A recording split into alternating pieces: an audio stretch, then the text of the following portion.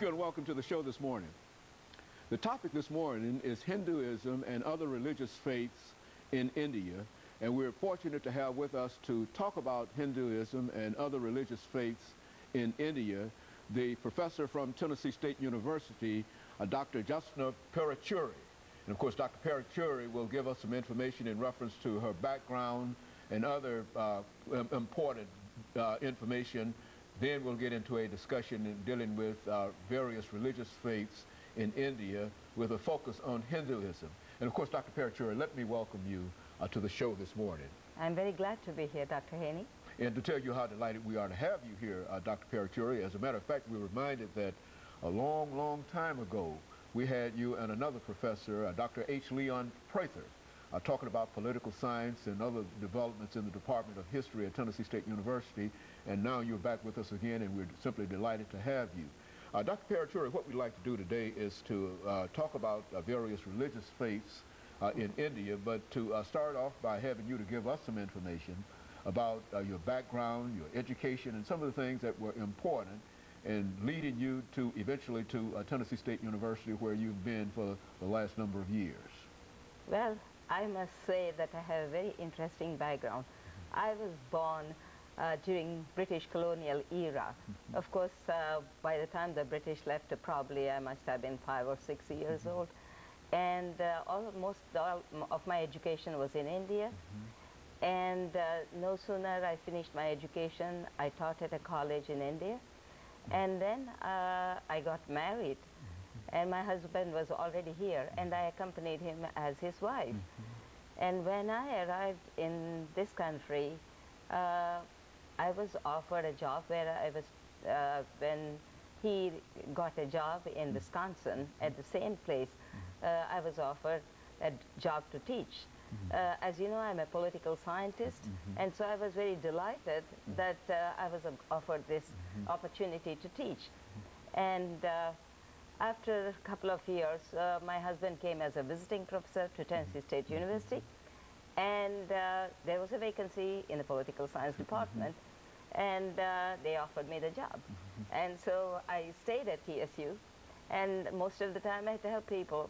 But it seemed like I was born in India but reborn in America, and born in India looking at TSU in particular.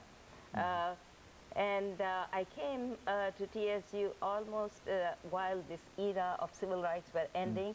So there seemed to be a new beginning in the South, but Nashville was still a very small city, and people like me who were from a very distant land, they could not relate.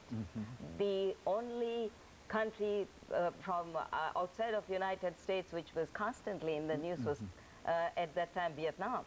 So geographically most people could not place many of these countries at that time, and they thought probably India is very close to Vietnam, which is not the case. So anyhow, I used to be invited to many schools and a variety of organizations to speak about India, and I was very delighted to make people familiar with the Indian culture and the general background about India, etc. And many times they would ask me, are you going back? My response sometimes, you know, with some amusement, I would say, you came by Mayflower, I came by jet, so I don't know if I will return. You're just as comfortable here as anybody else. Exactly. The advantage probably for me, as against many others who come to this country, is that I was already very fluent in English, and for that we have to thank the British. And now, of course, there are many internationals in Nashville. I believe 1 in 6 is foreign born. So I'm amazed at the change in Nashville. When we drive around, you have many different kinds of groceries from, you know, variety of countries, and you also see many internationals. So it seems like Nashville has changed a great deal. Nashville has evolved since you've been here. Yes, absolutely evolved. It seems like, looking back, Nashville was a very small village.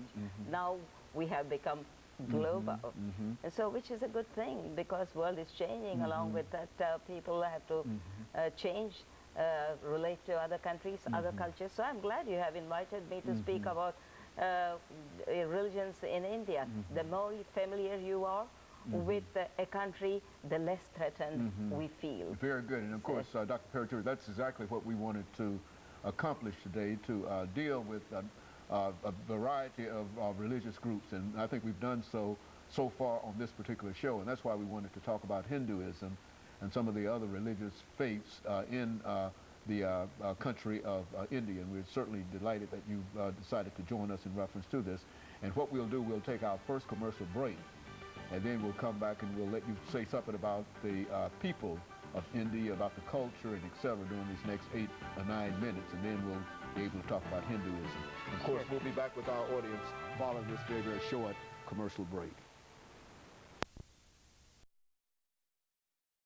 We're talking to Dr. Paruchuri.